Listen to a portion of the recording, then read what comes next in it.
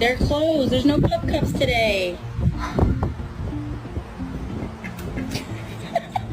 I feel like that wasn't my best friend that night. It was the devil.